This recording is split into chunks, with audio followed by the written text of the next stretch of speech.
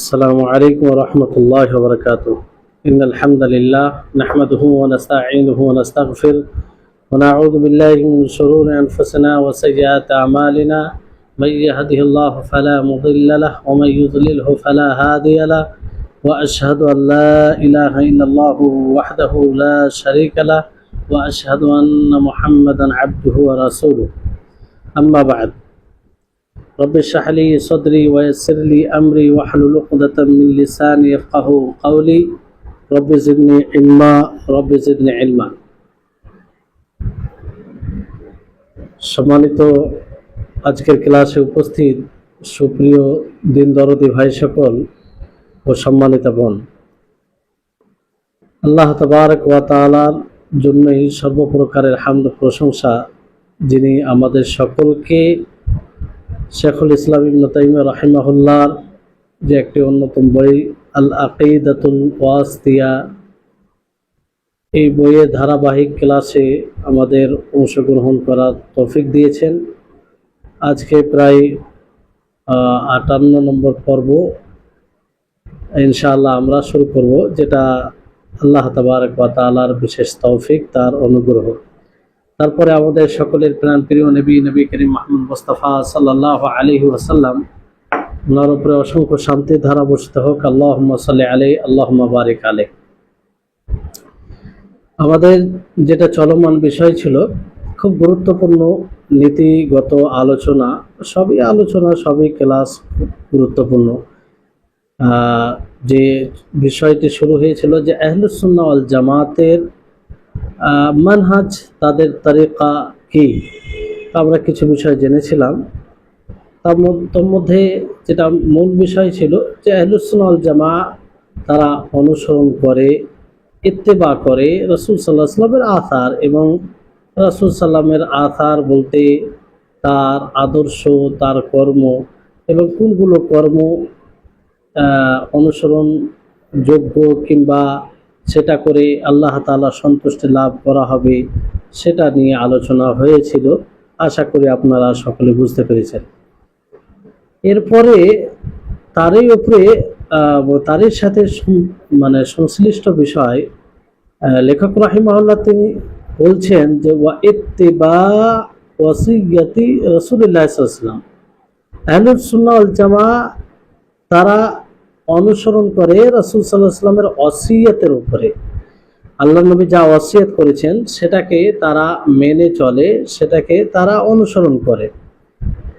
যেমন নবী করিম মুহাম্মদ সাল্লাল্লাহু আলাইহি ওয়াসাল্লাম তিনি বলেন, আলাইকুম বিসুন্নতি ওয়া সুন্নাতিল খুলাফাইর রাশিদিন আল মাহদিয়িন মিন বাদি তামাসসাকু বিহা ওয়া আদ্দু আলাইহা বিন নওয়াজিদ।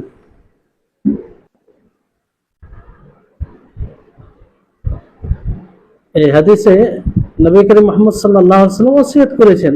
সেটি কি ওসিয়ত?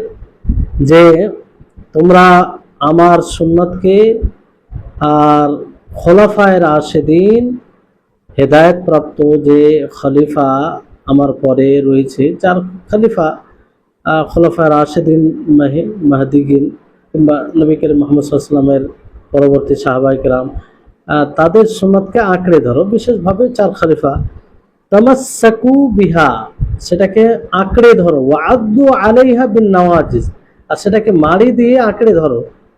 ওয়া ইয়াকুম ওয়া মুহদাসাতিল উমুর, আর নবজাত আমল থেকে তোমরা বিরত থাকো। ফা ইন্না কুল্লা বিদআতিন দালালা, কারণ প্রত্যেকটি বিদআত জালালাত, গুমরাহি। তো এখানে নবী করিম মুহাম্মদ সাল্লাল্লাহু আলাইহি ওয়াসাল্লাম ওসিয়ত করেছেন আহলুস সুন্নাহ ওয়াল জামা এর উপর আমল করেন, এর ইত্তেবা করেন, তথা রাসূল সাল্লাল্লাহু আলাইহি ওয়াসাল্লাম যে ওসিয়ত করেছেন যে তোমরা আমার পরে খোলাফায়ে রাশিদিন তাদের সুন্নাতকে আমার সুন্নাতকে আঁকড়ে ধরো, তারপর তাদের সুন্নাতকে আঁকড়ে ধরো। তো আহলুস সুন্নাহ ওয়াল জামা তাই করেন, সেটাকে আঁকড়ে ধরেন খোলাফায়ে রাশিদিন, আর বিদআত থেকে বিরত থাকেন।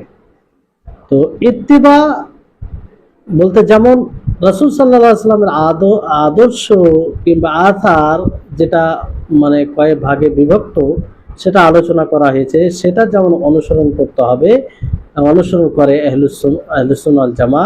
অনুরূপভাবে নবী সাল্লাল্লাহু আলাইহি ওয়াসাল্লাম যে ওসিয়ত করেছে তারও অনুসরণ করে, ওসিয়ত কাকে বলা হয়? যে কাউকে কোনো গুরুত্বপূর্ণ জিনিসের হুকুম দেওয়া, হ্যাঁ, কোনো গুরুত্বপূর্ণ জিনিসের হুকুম দেওয়া অন্য কাউকে, এটা ওসিয়ত। আলাইকুম বিসুন্নতি এর অর্থ কি? যে আল্লাহ নবী উদ্বুদ্ধ করেছেন যাতে নবী সাল্লাল্লাহু আলাইহি সাল্লামের সুন্নতকে আঁকড়ে ধরা হয়, মজবুত করে ধরা হয়। আর এটার আরো তাকিদ করা হয় এই কথা দ্বারা, ওয়া'আযু আলাইহা বিন নওয়াজিদ, মানে আলাইকুম বিসুন্নতি ওয়া সুন্নাতিল খুলাফায়ে রাশিদিন আল মাহদিয়্যিন, যে তোমরা আমার সুন্নতকে আঁকড়ে ধরো আর আমার খোলাফায়ে রাশিদিন তাদের সুন্নতকে আঁকড়ে ধরো। তারপর আবার আলাইকুম বিসুন্নতি বলা হয়েছে, আবার বলা হয়েছে ওয়া'আযু আলাইহা বিন নওয়াজিদ, মানে দাঁতের মাড়ি দিয়ে শক্ত করে ধরা, মানে হাত দিয়ে ধরো এবং মুখ দাঁত দিয়ে মাড়ি দিয়ে, মানে এটা তাকিদ আর কি, তোমরা মজবুত এমন ভাবে ধরো যাতে তোমরা কোনোভাবে পথভ্রষ্ট না হয়, সঠিক পথ থেকে বের না হয়ে যাও। এটা উদ্দেশ্য, তাকিদ করে একই কথাকে দুই রকম ভাবে বলার উদ্দেশ্য। সুন্নাহ, এখানে আলাইকুম বিসুন্নতি সুন্নাহ বলতে নবী করিম মুহাম্মদ সাল্লাল্লাহু আলাইহি ওয়াসাল্লামের পদ্ধতি, সেটা প্রকাশ্যে হতে পারে, গোপনে হতে পারে, গোপনীয় পদ্ধতি প্রকাশ্য, যেটা সুন্নাহ বলা হয়। খোলাফায়ে রাশিদিন, নবী করিম মুহাম্মদ সাল্লাল্লাহু আলাইহি ওয়াসাল্লাম যারা পিছিয়ে পরবর্তীতে এসেছে, নবী সাল্লাল্লাহু আলাইহি ওয়াসাল্লামের উত্তরাধিকারী হয়েছে, নবী সাল্লাল্লাহু আলাইহি ওয়াসাল্লামকে দেখেছেন স্বচক্ষে, ইলমে মানে ইমান অবস্থায় দেখেছেন, ইমান অবস্থায় মৃত্যু হয়েছে, তারা উত্তরাধিকারী কিংবা তাদের নবী সাল্লাল্লাহু আলাইহি ওয়াসাল্লামের প্রতিনিধি কোন দিকে হয়েছে? যে ইলমের দিক দিয়ে, আমলের দিক দিয়ে এবং দাওয়াতের দিক দিয়ে। অর্থাৎ শুধু নবীকে পেয়েছেন তা নয়, মানে নবীর মতো তারা নবীর কাছ থেকে ইলম অর্জন করেছেন এবং আমল সেই অনুযায়ী আমল করেছে এবং দাওয়াতের কাজ করেছে। তো এর মধ্যে সর্বপ্রথম যারা মানে অন্তর্ভুক্ত হবে, যারা বেশি উপযুক্ত, তারা হচ্ছেন চার খলিফা, আবু বকর রাদিয়াল্লাহু তাআলা আনহু, ওমর রাদিয়াল্লাহু তাআলা আনহু, ওসমান রাদিয়াল্লাহু তাআলা আনহু, আলী রাদিয়াল্লাহু তাআলা আনহু। জি, কারণ সাহাবীদের মধ্যে সর্বোত্তম ইনারা ছিলেন। তারপরে ওই জমানায় মানে ইনাদের ব্যাপারে সর্বোত্তম ইনারা, কিন্তু দেখা যায় এদের সাহাবায়ে কেরাম, বিশেষ করে আবু বকর, ওমর, ওসমান, আলী, ইনাদের মাকাম মর্যাদা না বোঝার কারণে পরবর্তী সময়ে অনেক রকম কটু মন্তব্য করে দেয় কিংবা যে কথা বলা উচিত নয় বলে দেয়। যেমন উসমান রাদিয়াল্লাহু তাআলা আনহু যে আজানটি দিয়েছিলেন জুমার দিনে, দ্বিতীয় আজান, সেটির আলোচনা করতে গিয়ে অনেকেই অসতর্কভাবে বলে ফেলে যে এটা একটা বিদআত, কিংবা ওসমান রাদিয়াল্লাহু তাআলা আনহু তিনি নিজে শুরু করেছেন, ফলে সেটা মানে সেখানে এমনভাবে বাক্য ব্যবহার করে যেটা অনুচিত। অথচ ওসমান রাদিয়াল্লাহু তাআলা আনহুর আমল সেটা অনুসরণযোগ্য, যদি নবী সাল্লাল্লাহু আলাইহি ওয়াসাল্লামের বিরুদ্ধে না যায়। এবার এই বর্তমান সময়ে যদি আজানটা না ঠিক হয়, মনে হয় কারো ঠিক না হয়, তাহলে সেটা সুন্দরভাবে বলতে হবে যে ওসমান রাদিয়াল্লাহু তাআলা আনহু তিনি যে কারণে দিয়েছিলেন, যেটা কারণে দিয়েছিলেন, যে উদ্দেশ্যে দিয়েছিলেন, সেই উদ্দেশ্য এখন ওই রকম পাওয়া যেন মানুষের হাতে ঘড়ি, বিভিন্ন রকমের সজাগ সচেতন, এই জন্য এটা প্রয়োজন নয়, কিংবা এইভাবে ইলমিভাবে বলতে পারে। কিন্তু এরকম ভাবে একদম বলে দেওয়া যে এই আমলটি তিনি করেছেন, তিনি নিজে থেকে করেছেন, তিনি নিজে থেকে করলেও তার আমল অনুসরণযোগ্য যদি নবী সাল্লাল্লাহু আলাইহি সাল্লামের বিরুদ্ধে না যায়। যাই হোক, সতর্কতা অবলম্বন করতে হবে এই সব বিষয়ে কথা বলতে গিয়ে। কারণ ওসমান রাদিয়াল্লাহু তাআলা আনহু যখন এই আমলটি শুরু করেন, কোনো সাহাবী বিরুদ্ধে যায়নি।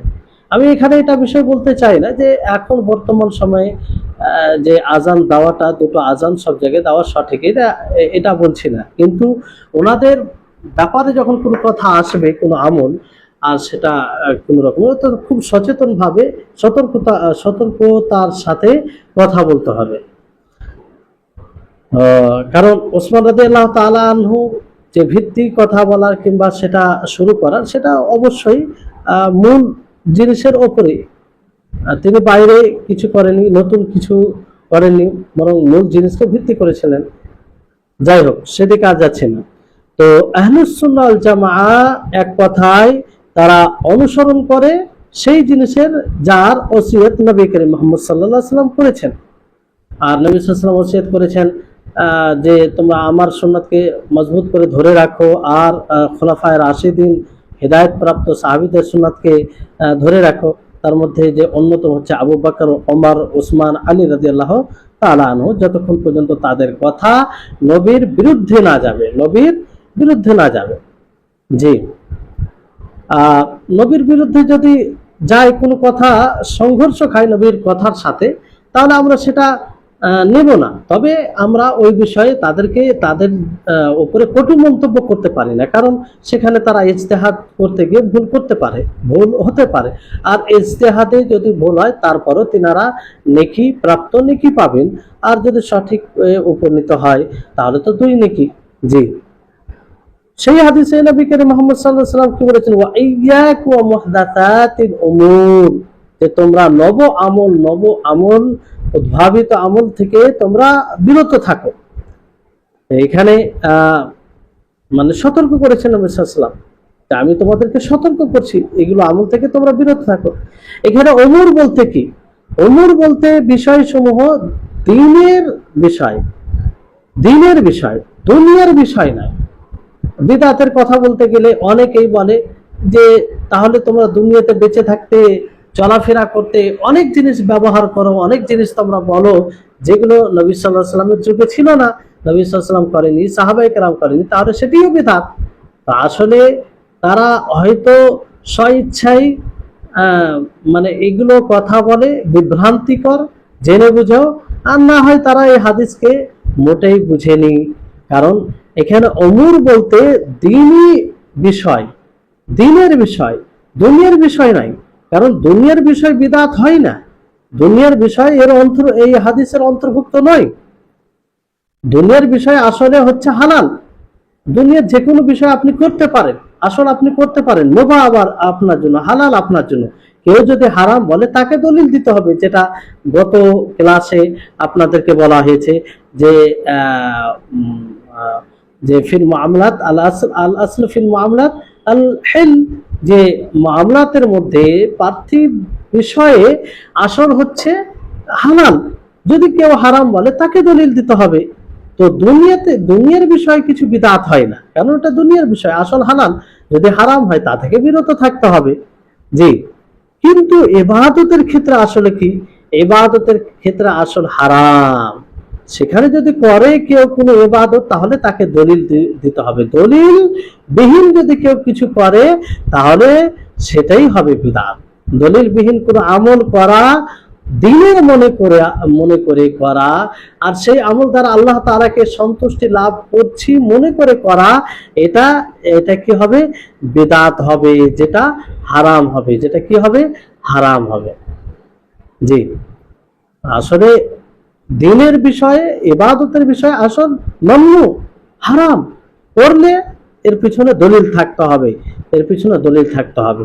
তো যারা বলে যে আগে তো এরোপ্লেন ছিল না, তারপরে ফ্যান ছিল না, এসি ছিল না, আর টাইলস ছিল না, মার্বেল পাথর ছিল না, তো এখন তোমরা তাতে নামাজ পড়ো, তো এটি বিদআত।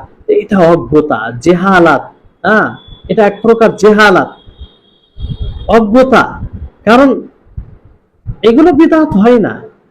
একটা হচ্ছে মূল ইবাদত, আর একটা হচ্ছে ইবাদতের সহযোগী।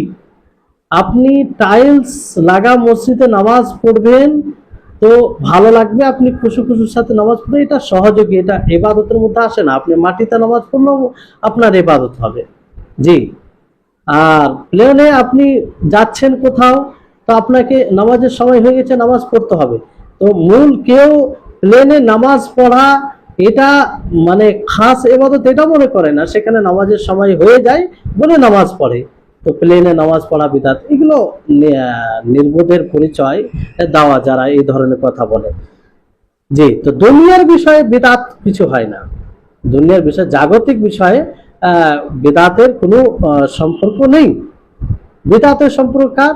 দ্বীনের সাথে, দ্বীনের সাথে।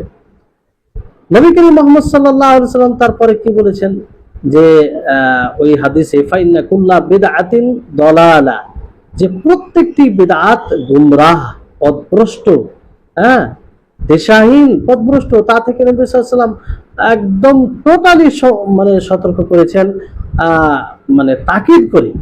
প্রথমে তো ওয়াইয়াকুম ওয়া মুহাদাসাতিল উমুর, এটাই যথেষ্ট ছিল, কিন্তু তারপরে নবী করিম মুহাম্মদ সাল্লাল্লাহু আলাইহি ওয়াসাল্লাম আবারও বললেন যে ফাইন্না কুল্লা বিদআতিন দালালা, যে প্রত্যেক নব আমল এটি পথভ্রষ্ট।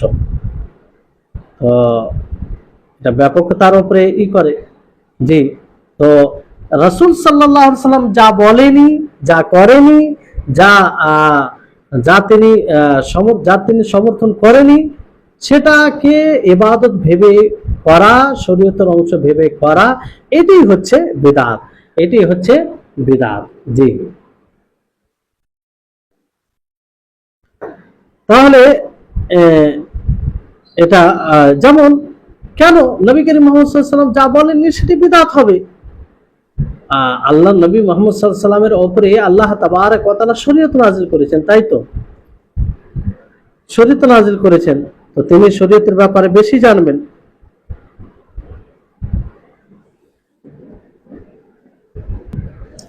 তো নবী করিম মুহাম্মদ সাল্লাল্লাহু আলাইহি ওয়াসাল্লাম তিনি শরীয়তের ব্যাপারে বেশি জানতেন, তার উপরে শরীয়ত নাযিল হয়েছে। তো আর নবী সাল্লাল্লাহু আলাইহি ওয়াসাল্লাম ওনার কাছ থেকে তো এমন কোনো বিষয় ছুটতে পারে না, যেহেতু তিনি আমিন ছিলেন, আমানতদার ছিলেন। আল্লাহ তাআলা যা তার উপরে নাযিল করেছেন তা তিনি মানুষের নিকটে পৌঁছে দিয়েছিলেন, আর তিনি তেনার দ্বারা কিছু ছুটবে না, তার কারণ আর শরীয়তকে সবচেয়ে তিনি বেশি ভালো বুঝবেন, এটাই স্বাভাবিক, কারণ তিনি মাখলুকের মধ্যে সবচেয়ে বড় জ্ঞানী। যদি প্রশ্ন করা হয় যে মাখলুকের মধ্যে সবচেয়ে বড় জ্ঞানী কে, তাহলে এটাই বলা হবে শরীয়তের ব্যাপারে সবচেয়ে বড় জ্ঞানী কে? নবী করিম মুহাম্মদ সাল্লাল্লাহু আলাইহি ওয়াসাল্লাম। মাখলুকের মধ্যে সবচেয়ে বড় কল্যাণকামী কে, যে মানুষের কল্যাণ চায়, মানুষের মঙ্গল চায়, এরকম সবচেয়ে বড় কে? তাহলে এক কথাই উত্তর হবে নবী সাল্লাল্লাহু আলাইহি ওয়াসাল্লাম। যদি বলা হয় আরবি ভাষার সবচেয়ে ফাসি ভাষাবিদ এবং ভাষাকে সবচেয়ে ভালো জানেন, ভালো বলেন, তাহলে কে?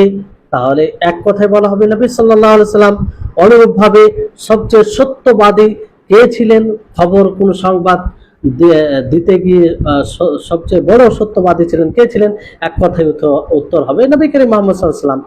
তো যার মধ্যে এই চারটি গুণ পাওয়া যায়, যে তিনি মাখলুকের মধ্যে সবচেয়ে বড় জ্ঞানী, সবচেয়ে বড় ভাষাবিদ, আরবি ভাষা বুঝেন, শরীয়তের ভাষা, তারপরে তিনি সত্যবাদী ছিলেন, যে বড় কল্যাণকামী ছিলেন, তো তিনি কোনো এমন কোনো কথা ছাড়তে পারেন যেটা মানুষের জন্য কল্যাণকর হবে না? কখনো। এই জন্য নবী করিম মুহাম্মদ সাল্লাল্লাহু আলাইহি ওয়াসাল্লাম কি বলেছেন? কুল্লু বিদআতিন দালালা, যে প্রত্যেকটি নব আমল সেটি বিদআত, দালালাত, গুমরাহি। তো এখান থেকে এটা স্পষ্ট হয় যে যারাই আল্লাহ তাআলার জন্য ইবাদত করে, আকীদা, সেটা আকীদাগত ইবাদত হতে পারে, কথা বাক্যের মাধ্যমে ইবাদত হতে পারে, কর্মের মাধ্যমে ইবাদত হতে পারে, যদি সেটা শরীয়তের অংশ না হয় তাহলে সেটা বিদআত। এবং এগুলো যারা করবে তারাই হচ্ছে মুবতাদি। তারাই কি? মুবতাদি, তারাই মুবতাদি। যেমন জাহমিয়া তারা আকীদার রাস্তায় এমন ভাবে তারা ইবাদত করতে আরম্ভ করলো কিংবা করেছে, আর তারা এমন আকীদা পোষণ করত যা থেকে আল্লাহ তাআলা পবিত্র, যা থেকে আল্লাহ তাআলা পবিত্র। তো এটাও বিদআত হবে, কারণ এরকম আকীদা শিক্ষা নবী করিম মুহাম্মদ সাল্লাল্লাহু আলাইহি ওয়াসাল্লাম দেননি। অনুরূপভাবে মুতাযিলা, আশায়েরা, তারা এমন ভাবে আল্লাহর ইবাদত করলো আকীদার দিক দিয়ে যেটা বাতিল, যেটা গ্রহণযোগ্য নয়, যেটা শরীয়তে, যেটা কোনো ভাবে শরীয়ত সমর্থন করে না। অনুরূপভাবে অনেক লোক যারা নিত্য নতুন আজকার তৈরি করেছে, যার দ্বারা তারা ইবাদত করে এবং আকীদা পোষণ করে যে তারা আজর পাচ্ছে, নেকি পাচ্ছে, তাহলে সেটাও বিদআত, সেটাও কি হবে? বিদআত হবে। আর যারা এমন কোনো কর্ম করে, এমন কর্ম করে, এমন আমল করে যে আমলটি নবী সাল্লাল্লাহু আলাইহি ওয়াসাল্লাম করেনি, অথচ কিছু মানুষ সেগুলো করে নিজেকে মাজুর ভাবে তথা আল্লাহ তাআলা তাদেরকে আজির দিবেন, আল্লাহর কাছে আজিরের আশা করে, তো এগুলো কি? এগুলো বিদআত, এবং যারা করছে তারা মুবতাদি। তো এই হচ্ছে বিষয়। এক কথায় এমন কোনো জিনিস যেটাকে শরীয়তে ভেবে করা হয় অথচ আল্লাহ নবী থেকে প্রমাণিত নয়, সাহাবা থেকে প্রমাণিত নয়, তাহলে সেটি কি হবে? বিদআত হবে। যেভাবে হোক না কেন, আকীদার ভাবে হোক অথবা অন্য কোনো যে মানে যে পথে হোক, আকীদার পথে হোক, আকীদা রাখতে গিয়ে হোক, কিংবা কোনো বাক্যের মাধ্যমে ইবাদত করতে গিয়ে হোক, ইয়া কর্মের মাধ্যমে কোনো ইবাদত করতে গিয়ে হোক, যেভাবে হোক, তো সেটা গুমরাহ হবে। রাসূল সাল্লাল্লাহু আলাইহি সাল্লাম সেটাকে গুমরাহ বলেছেন। সেটাকে কি বলেছেন? গুমরাহ বলেছেন, বাতিল বলেছেন। কারণ সেটা হক থেকে সরে যায়, হকের উপরে তখন থাকে না। যখনই কোনো নব আমল হয়, নবী সাল্লাল্লাহু আলাইহি সাল্লাম থেকে প্রমাণ হয় না, সেটা মানে হক থেকে বের হয়ে যায়। এই জন্য বিদআতের অনেক মানে একজন মানুষ বিদআত করতে গেলে অনেক মানে খারাপই আছে, কিংবা অনেক নিষেধাজ্ঞা বিষয় চলে আসে। বিদআত করতে গেলে অনেক নিষেধাজ্ঞার বিষয় চলে আসে। বিদআতটি এমন জঘন্য অপরাধ যে আপনি একটি বিদআত করতে গিয়ে অনেকগুলো আপনি শরীয়ত বহির্ভূত কাজ করবেন, অনেকগুলো। তার মধ্যে অন্যতম কয়েকটি হচ্ছে যে আপনি যদি বিদআত করেন, তাহলে বিদআত করতে গিয়ে আপনি আল্লাহ তাবারাক ওয়া তাআলার বাণীকে মিথ্যা প্রতিপন্ন করবেন, অস্বীকার করবেন আপনি। কারণ আল্লাহ তাবারাক ওয়া তাআলা কি বলেছেন? আল ইয়াউমা আকমালতু লাকুম দীনাকুম ওয়া আতমামতু আলাইকুম নি'মাতি ওয়া রাদিতু লাকুম ইসলাম দীনা, যে আমি তোমাদের জন্য তোমাদের দ্বীনকে কমপ্লিট করে দিয়েছি। তাহলে আল্লাহ তাআলা কমপ্লিট করে দিয়েছেন নবী সাল্লাল্লাহু আলাইহি সাল্লামের জামানায়, নবীর জীবদ্দশায়। আর আজকে আপনি এসে বলছেন, এমন আমল করছেন যে আমলটি নবীও করেনি, সাহাবায়ে কেরামও করেনি। আপনি নতুন ভাবে আমল করে এটা বলতে চাইছেন যে আল্লাহ তাআলা মিথ্যা বলেছেন যে তিনি কমপ্লিট করে দিয়েছেন, কমপ্লিট হয়নি। কারণ আপনি সেই আমল দ্বারা আল্লাহর নিকটে সওয়াবের আশা করছেন, সে আমল দ্বারা আপনি আল্লাহর নিকটে জান্নাতের প্রত্যাশী আপনি। তো এটা এক প্রকার আল্লাহর বাণীকে মিথ্যা প্রতিপন্ন করা, আল্লাহর বাণীকে অস্বীকার করা। জি, আল্লাহ তাআলা কমপ্লিট করে দিয়েছে, তাতে কোনো সংযোজন করার সুযোগ নেই আর বিয়োজন করার সুযোগ নেই। জি, আপনি নতুন কোনো আমল করছেন, তার মানে আপনি বলতে চাইছেন যে আল্লাহ তাবারক ওয়া তাআলা যে বলেছেন যে দিনকে কমপ্লিট করে দিয়েছে, এটা মিথ্যা, এটা মিথ্যা। নাউজুবিল্লাহ। দ্বিতীয় যেটা নিষেধাজ্ঞা আসে, বড় অপরাধ করা হয় এই বিদআত করতে গিয়ে, যে আপনি শরীয়তকে ত্রুটিযুক্ত করে দেন। শরীয়তের ব্যাপারে আপনি এটা বলতে চান বিদআত করার মাধ্যমে যে শরীয়ত হচ্ছে অসম্পূর্ণ, শরীয়ত হচ্ছে অসম্পূর্ণ। আর যে ব্যক্তি বিদআত করে, নব আমল করে, সে সেটাকে পূর্ণ করে। অথচ আল্লাহ তাআলা পূর্বে শরীয়ত পরিপূর্ণ, আল্লাহ তাআলা ঘোষণা করে দিয়েছেন যে শরীয়ত পরিপূর্ণ, পরিপূর্ণ। মানুষের কল্যাণের কোনো জিনিস তাতে ছাড়া হয়নি, মানুষকে অকল্যাণ থেকে সাবধান করতে কোনো জিনিস ছাড়া হয়নি। সমস্ত অকল্যাণ জিনিস থেকে সাবধান করা হয়েছে এই শরীয়তে ইসলামিয়াতে। আর সমস্ত কল্যাণ জিনিসের দিকে মানুষকে আগ্রহ করা হয়েছে, কিংবা সেদিকে আহ্বান করা হয়েছে এই শরীয়তে ইসলামিয়াতে। যত প্রকারের কল্যাণ আছে, জি, প্রকৃত কল্যাণ।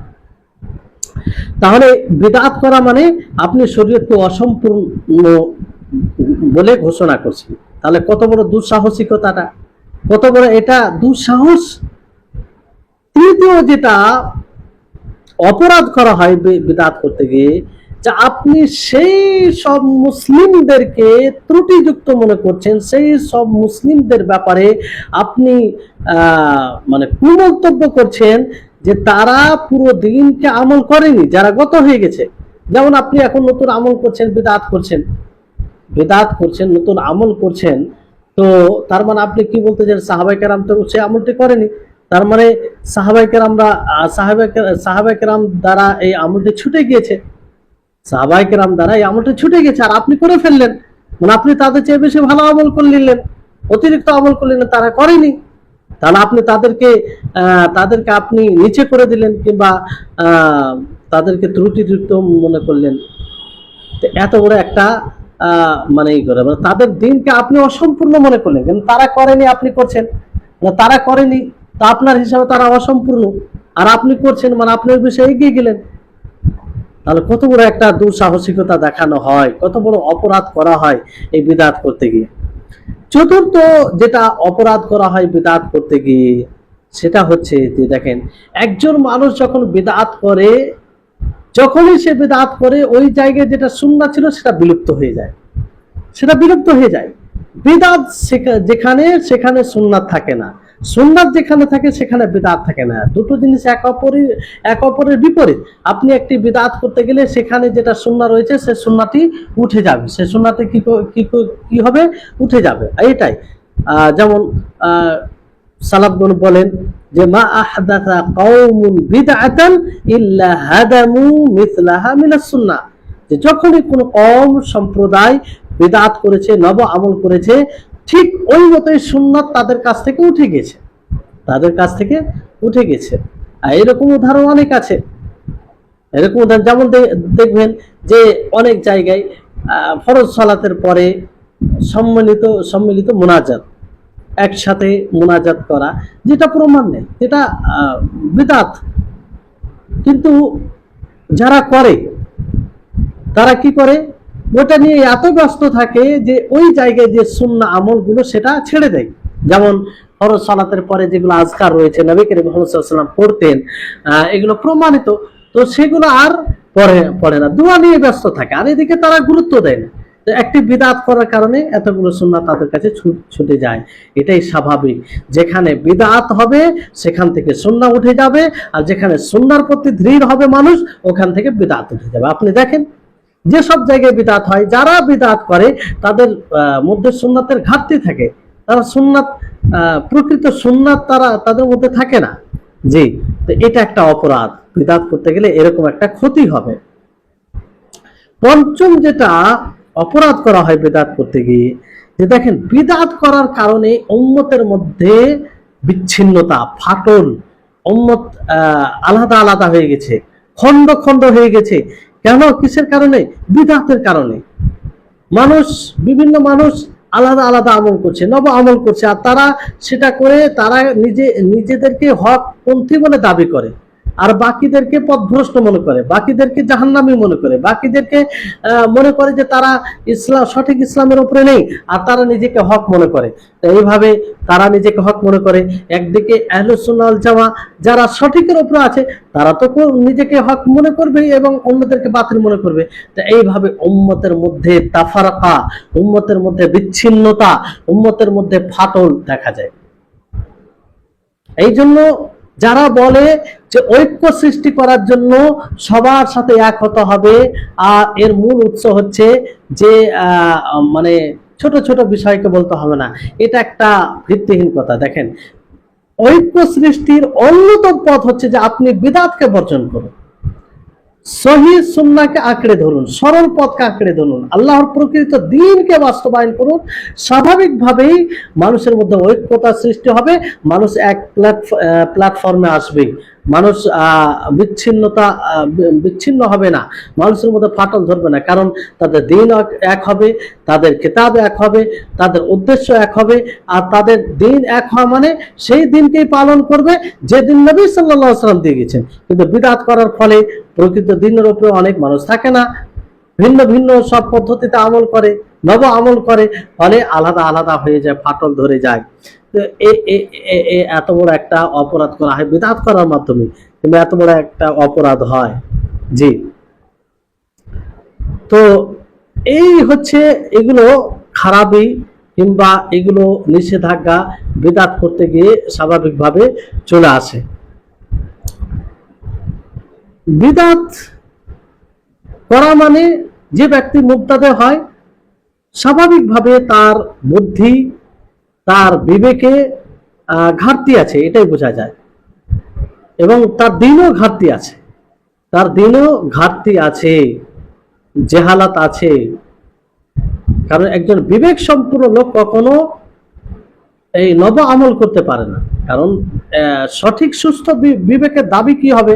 সুস্থ বিবেক এটাই বলবে যে নবী করিম মুহাম্মদ সাল্লাল্লাহু আলাইহি ওয়াসাল্লাম করেনি, যার উপরে শরীয়ত নাযিল হয়েছে, যিনি শরীয়তের আমিন, যিনি প্রত্যেকটি কথা মানুষের নিকটে পৌঁছে দিয়েছে, যিনি মানুষকে এমন কথা বলতে ছাড়েননি যেটা দ্বারা মানুষের কল্যাণ হবে, তিনি মানুষকে এমন জিনিস থেকে সতর্ক করতে ছাড়েনি যা দ্বারা মানুষের ক্ষতি হবে। তো সেই নবী এমন কোনো আমল করেনি, এমন কোনো কথা বলেনি, সেটা কি করে করবে? সুস্থ বিবেক কখনো এটা করতে চাইবে না। এই জন্য যারা করছে তাদের মূলত সুস্থ বিবেক হারিয়ে গেছে, তাদের মধ্যে সুস্থ বিবেক নেই, তারা সুস্থ বিবেক থেকে বঞ্চিত হয়েছে, তাদের বিবেকে ফাসাদ সৃষ্টি হয়েছে, আর দিনও ঘাটতি রয়েছে। কেন? প্রকৃত দিন কি? আপনি যে দিন রাসূল সাল্লাল্লাহু আলাইহি ওয়াসাল্লাম ছেড়ে গেছে সেই দিনকে বাস্তবায়ন করবেন, সেদিনকে বাস্তবায়ন করবেন। আল্লাহ নবী যে দিনকে ছেড়ে গেছেন সেটাই হবে দিন। আজকে আপনি কোনো জিনিস সংযোজন করবেন, সেটা কোনোদিন দিন হতে পারে না। এই জন্য ইমাম মালিক রাহিমাহুল্লাহ তিনি বলেন যে যেটা নবী সাল্লাল্লাহু আলাইহি ওয়াসাল্লামের জীবদ্দশায় যে বিষয়টি দিনের অংশ ছিল না, তার পরবর্তী সময়ে কিয়ামত পর্যন্ত কোনো অংশ দিনের অংশ হতে পারে না। জি। আর যেটা নবী সাল্লাল্লাহু আলাইহি ওয়াসাল্লামের জীবনে দিনের অংশ হয়ে গেছে কিংবা দিনের অংশ ছিল, সেটা কিয়ামত পর্যন্ত সেটাকে দিনের বাইরে করতে পারবেন। জি। তো এটা গুরুত্বপূর্ণ বিষয়।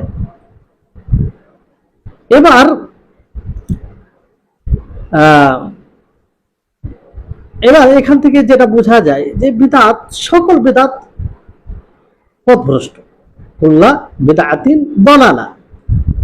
এখান থেকে এটা স্পষ্ট হয় যে যারা বিদআতকে বিভিন্ন ভাগে বিভক্ত করে, বিদআতকে কেউ বলে বিদআতের 5 প্রকার, কেউ বলে বিদআতের 3 প্রকার, কেউ বলে বিদআতের 6 প্রকার, তো তারা বড় সড় ভুল করে, আর তাদের ভুল হওয়ার মানে বিদআতকে যারা কয়েক প্রকারে বিভক্ত করে, তারা বড় সড় ভুল করে।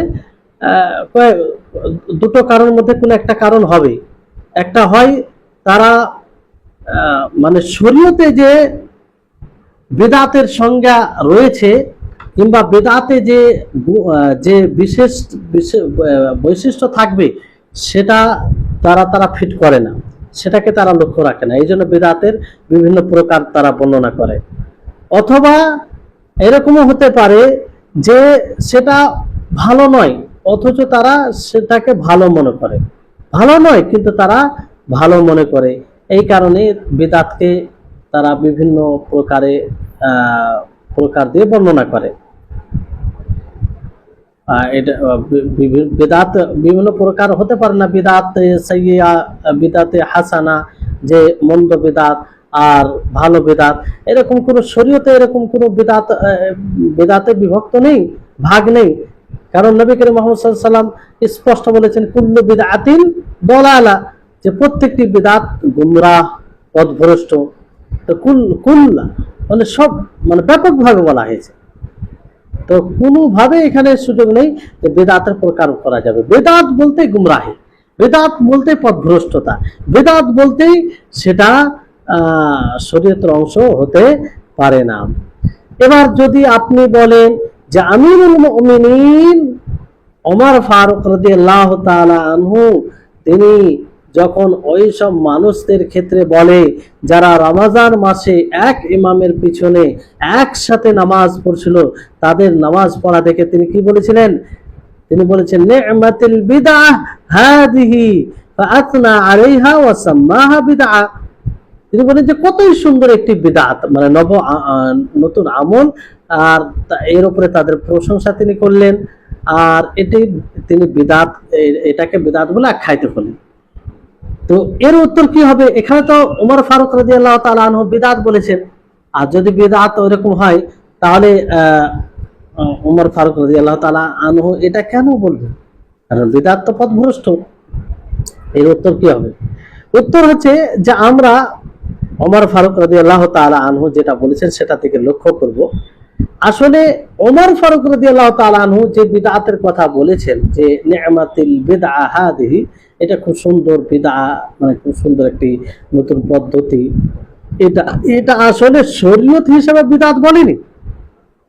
শরীয়তে যে বিদআতের সঙ্গে দেওয়া হয় যে এমন কোন আমল, এমন কোন কথা, এমন কোন কর্ম করা যেটাকে শরীয়তের অংশ ভাবা, কিংবা সেই আমল দ্বারা আল্লাহ তাআলা সন্তুষ্টি লাভ করা উদ্দেশ্য করা, অথচ নবী সাল্লাল্লাহু আলাইহি ওয়াসাল্লাম থেকে প্রমাণিত নয়, অথচ নবী সাল্লাল্লাহু আলাইহি ওয়াসাল্লাম থেকে প্রমাণিত নয়। তো এটা হচ্ছে শরীয়তে ইসলামের বিদআত।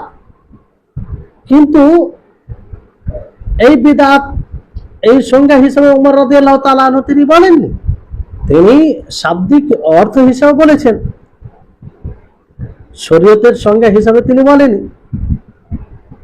আর ওমর রাদিয়াল্লাহু তাআলা আনহু যে জিনিসের উপরে নি'মাতুল বিদআ হাদিহি এটা বলেছেন, এটা তো মূল শরীয়ত থেকে প্রমাণ ছিল না, মূল শরীয়ত থেকে প্রমাণ ছিল। কারণ নবী করিম মুহাম্মদ সাল্লাল্লাহু আলাইহি সাল্লাম থেকে প্রমাণিত যে তিনি 3 দিন রমজান মাসে সাহাবীদেরকে নিয়ে নামাজ পড়েছিলেন, তারাবি যাকে বলছেন। তারপরে তিনি ছেড়ে দিয়েছিলেন সেটাকে, কেন? তার এই আশঙ্কায় যে ফরজ করে দিবে আল্লাহ তাআলা, আর ফরজ করে দিলে উম্মতের জন্য কঠিন হয়ে যেত, বড় কষ্টকর হয়ে যেত, ফরজ করে দিলে না পড়লে গুনাহগার হতো। তো এই জন্য 3 দিন পড়েছিলেন। তো মূল জিনিসটা প্রমাণিত। তো এইখানে ওমর রাদিয়াল্লাহু তাআলা আনহু তিনি শরীয়তে যে বিদআতের সঙ্গে ওই হিসাবে তিনি বলেননি, বরং তিনি বলেছেন যে আসলে সেটা নবী সাল্লাল্লাহু আলাইহি ওয়াসাল্লামের জামানায় হয়েছে, তারপরে নবী সাল্লাল্লাহু আলাইহি ওয়াসাল্লাম যেহেতু ফরজ হওয়ার আশঙ্কায় তিনি ছেড়ে দিলেন, এলেন না, তারপরে মানুষ আর ওইভাবে এক ইমামের পিছনে পড়তেন না, এক ইমামের পিছনে পড়তেন না। তো ওমর রাদিয়াল্লাহু তাআলা আনহু তিনি তিনি বললেন, এক জায়গায় তিনি মানে এরকম একটা ইচ্ছা প্রকাশ করলেন যে আমি মানুষকে জমা করব এক ইমামের পিছনে, তাহলে এটা কতই ভালো হতো যদি আমি এটা করতাম। ফলে তিনি উবাই ইবনে কাবকে এবং তামিম আদ-দারি এই 2 জন সাহাবীকে তিনি কি করলেন যে তোমরা 11 রাকাত মানুষকে পড়াও। কত রাকাত? 11 রাকাত। তো তিনারা 2 জনেই 11 রাকাত পড়ালেন। তো পড়ালেন, আর পিছনে মানুষ ছিল, এক ইমামের অনুসরণে অনুগত পড়াছিলেন। তখন এই যে নবী সাল্লাল্লাহু আলাইহি ওয়াসাল্লামের জামানায় 3 দিন হয়েছে, তারপর আর এরকম নামাজ হয়নি। তো এটা পুনরায় চালু হওয়ার ক্ষেত্রে তিনি বলেছিলেন যে নি'মাতুল বিদআ হাদিহি, যেহেতু পূর্বে ছিল না, এই নতুন ভাবে শুরু করা হলো, মানে তুলনামূলক যে ছিল না, শুরু করা হলো, এই জন্য এটাকে নি'মাতুল বিদআ তিনি বলেছেন হাদিহি। কিন্তু আসলে নবী সাল্লাল্লাহু আলাইহি ওয়াসাল্লাম থেকে প্রমাণিত, নবী সাল্লাল্লাহু আলাইহি ওয়াসাল্লাম তিনি পড়েছেন, সাহাবায়ে কেরাম ওনার পিছনে পড়েছেন। আল্লাহ নবী কেন ছেড়েছিলেন? যে ফরজ যাতে না হয়ে যায়। আর ফরজ তখনই হবে নবী সাল্লাল্লাহু আলাইহি ওয়াসাল্লামের মৃত্যুর পরে, নবী সাল্লাল্লাহু আলাইহি ওয়াসাল্লামের পরবর্তীতে তো কোনো জিনিস ফরজ হবে না, যা হওয়ার নবীর জীবনীতে হবে। এই জন্য নবী সাল্লাল্লাহু আলাইহি ওয়াসাল্লাম তার জীবনীতে এটা পড়া বন্ধ করেছিলেন, যাতে ফরজ না করে দেয়, মানুষ কষ্টের মধ্যে না পড়ে যায়। কিন্তু পরবর্তী সময়ে তার ফরজ হওয়ার আশঙ্কা থাকে না, পরবর্তী সময়ে আর ফরজ হওয়ার আশঙ্কা থাকে না। এজন্য যখন এই নামাজ এক ইমামের পিছনে মানুষ পড়তে লাগলো, তখন ওমর রাদিয়াল্লাহু তাআলা আনহু দেখে এটা বললেন যে নি'মাতুল বিদআ হাদিহি। তো এটা নিসবি হিসাবে, যে একটা আমল ছেড়ে দেওয়া হয়েছিল, বর্জিত হয়ে গেছিল, আবার তাকে পুনরায় করতে আরম্ভ করলো, মানে পুনরায় করতো, মানে একরকম ভাবে তুলনামূলক ছিল না, পূর্বে বন্ধ হয়ে গেছিল, আবার শুরু হলো। তো বিদআ মানে তো হচ্ছে কোনো নব আমল, তো শাব্দিক দিক দিয়ে মানে নব আমল, নতুন আমল। তো এই কারণে তিনি বলেছিলেন, এর মূল তো প্রমাণিত নবী সাল্লাল্লাহু আলাইহি ওয়াসাল্লাম।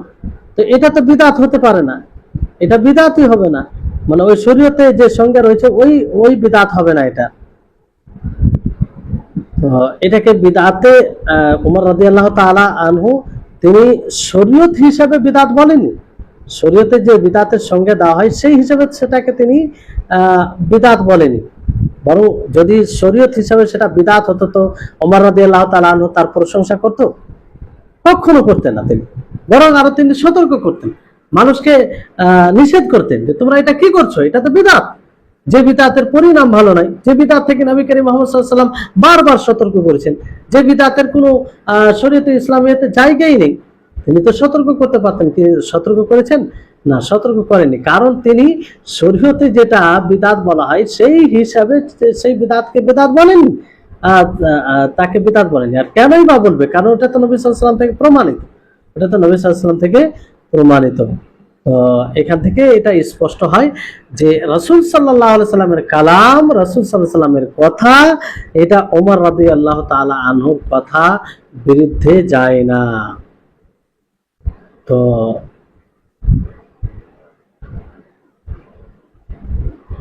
এবার এখানে একটি বিষয় যে নবী সাল্লাল্লাহু আলাইহি ওয়াসাল্লাম বলেছেন ফাইন্না কুল্লা বিদআতিন দালাল, যে প্রত্যেকটি বিদআত এটা কি জালালাত, গুমরাহ পদ্ধতি, যেটা ইসলামে নেই। তো ওই হাদিসকে কিভাবে মানে এর সাথে সামঞ্জস্য দেওয়া যায়?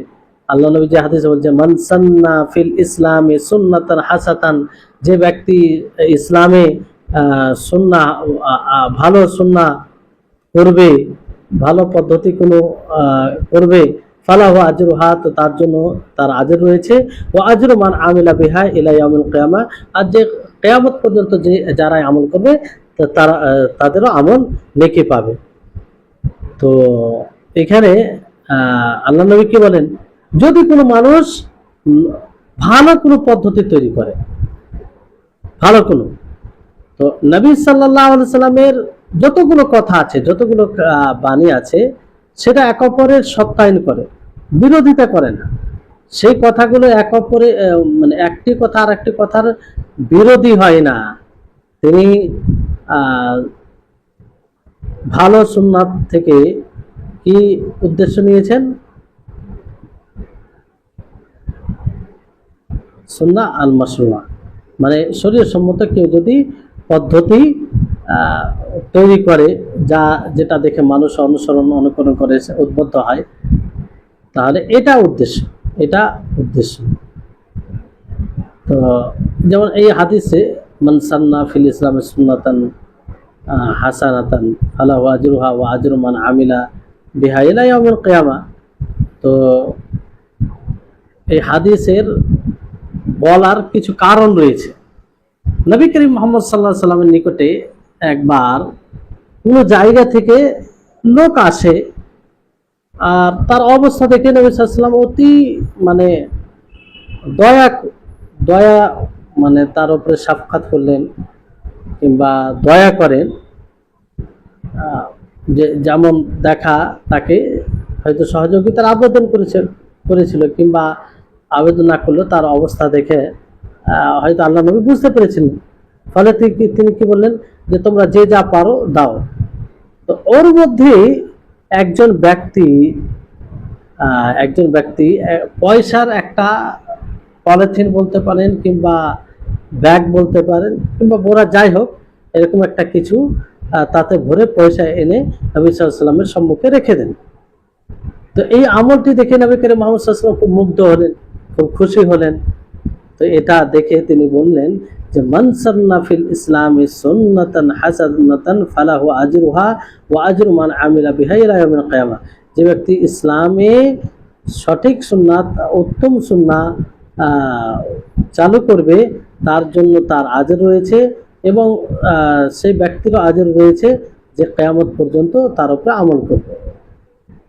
জি, তা এই হচ্ছে এই হাদিসের মানে নবী সাল্লাল্লাহু আলাইহি ওয়াসাল্লামের বলার কারণ, বুঝতে পেরেছেন?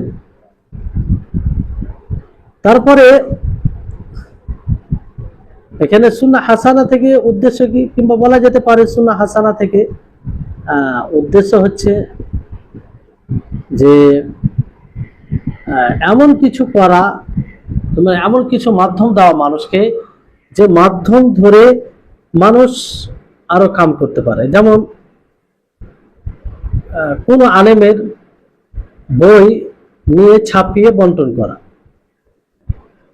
প্রথম যদি কেউ এই কাজটি করে, আর কোনো মানুষ যদি তার এই কাজটি দেখে উদ্বুদ্ধ হয়ে করে, তাহলে সেও তার নেকি পাবে, এটাও অর্থ হতে পারে। জি, তো এখান থেকে স্পষ্ট যে রাসূল সাল্লাল্লাহু আলাইহি সাল্লামের কথা এক অপরের বিপরীত হয় না, সংঘর্ষমুখী হয় না, বরং সেটা নিশ্চিত থাকে, সর্বসম্মতিতে থাকে। কারণ রাসূল সাল্লাল্লাহু আলাইহি সাল্লাম নিজের ইচ্ছায় কিছু বলেন না, নিজের ইচ্ছায় তিনি কিছু বলেন না।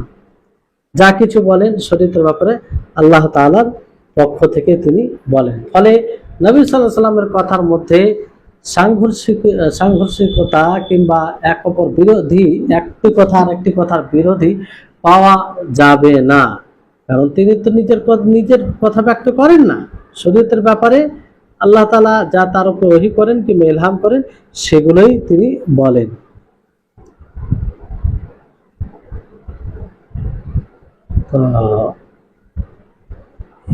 তারপরে বিষয় হচ্ছে,